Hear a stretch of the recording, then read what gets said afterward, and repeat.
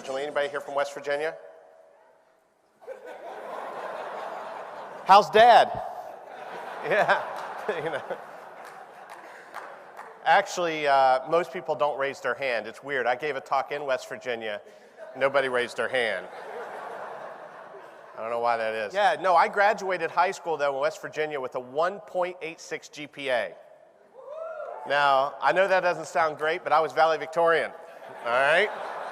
Until our next-door neighbor won the Powerball. It was about $30 million at the time, and I thought, wow, is this going to change them?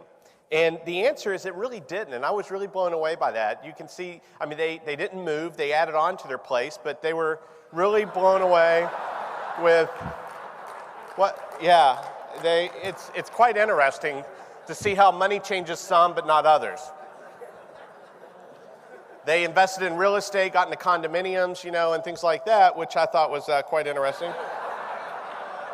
Yeah. When people ask me why I like doing what I do in terms of speaking, I say that I love sharing ideas and philosophies with other people. I love the teaching aspect. I love connecting. I love sharing stories that will help people relate and really give people hope that say, I am not doing things wrong, but I know that I can implement this one thing or these two things and really change the way that I do business. And I want you to think about the lessons that you learned. I know I learned a lot of lessons over the past year. You know, when people were whining and complaining, I looked at it as an opportunity to learn things. Number one thing I learned is become a leader in your life. Let me tell you the one-word definition of leadership. It's quite simple. Influence. The ability to influence other people. It's a powerful statement. Dr. Paul Hersey, who created situational leadership almost 40 years ago, created that definition because we confused the word leader with manager. And a manager is a title. And a leader is somebody that does something. You could be the front desk person at a hotel and be a leader if you can influence other people. Every aspect of this stuff that I've told you wasn't luck, but it wasn't handed to me either. They were hidden opportunities. Going to networking events, when you're a chicken cutter, you have to create opportunities. But you know what? If it looks like it, smells like it, it's probably not, but who knows who this guy is, and he might know somebody who knows somebody.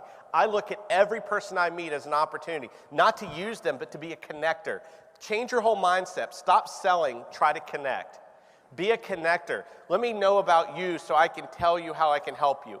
That's all I do. I don't cold call, I don't sell. 85% of our business is repeat or word of mouth, period.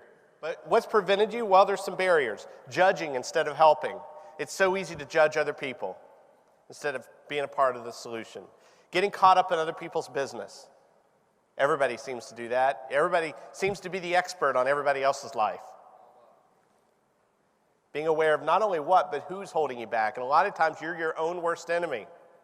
See, everyone in here, and I don't have a slide for this, but everybody in here has two fears. What if I'm not good enough? And what if I fail? Those are the two big fears that hold everybody back. What if I'm not good enough? And what if I fail? And you know what? When people get angry, that's a manifestation of fear. People only get upset because they're fearful.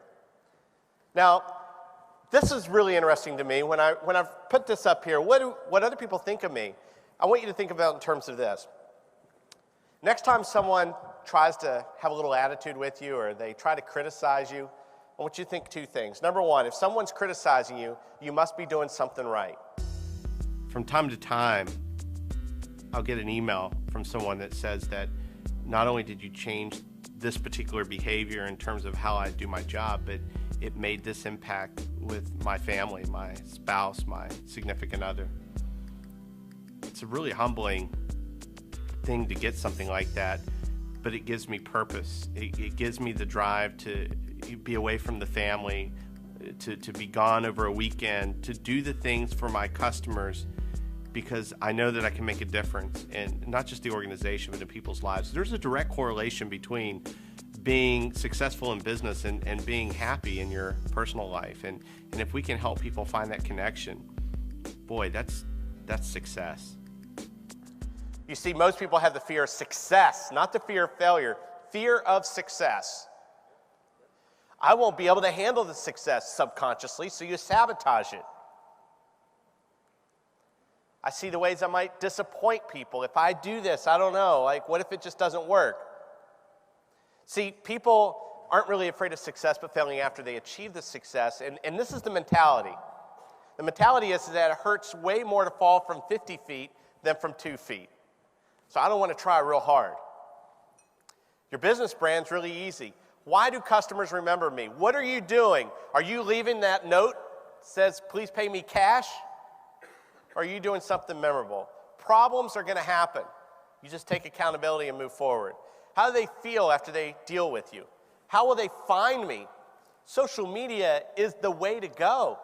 Internet marketing is not a way, it's the way.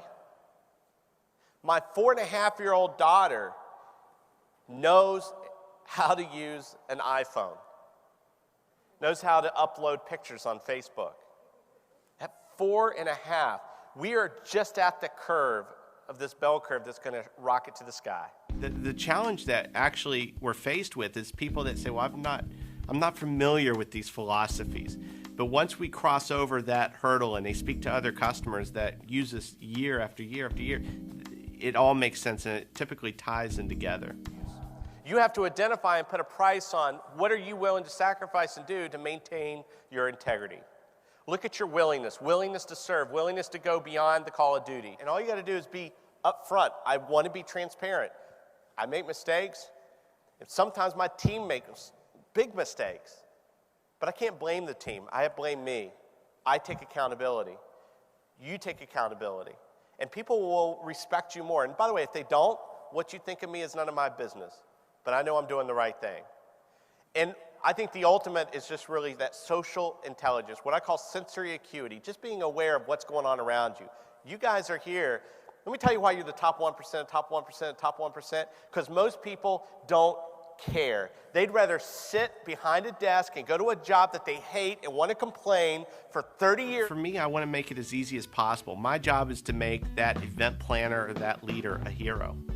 And the way I make them a hero, A, is be not difficult to work with and to be able to understand what their needs are. Not deliver some canned talk, but really be able to go in and say, what are your challenges? Not just with the selling or the customer service or the leadership, but what are the personalities like? What do you want to achieve? What are you doing right now? And how can we blend these things together? And I find that when you do that, you do more than just a gig. You create a relationship. And by giving value to these customers, not only do they want to use you again, but you're making an impactful change in their business. And when we said earlier about strategy versus luck, strategies are the keys. But part of strategies is having objectives, and part of objectives are making them clear, making them real, and making them concise. See, that's why New Year's resolutions don't work. I'm going to stop smoking.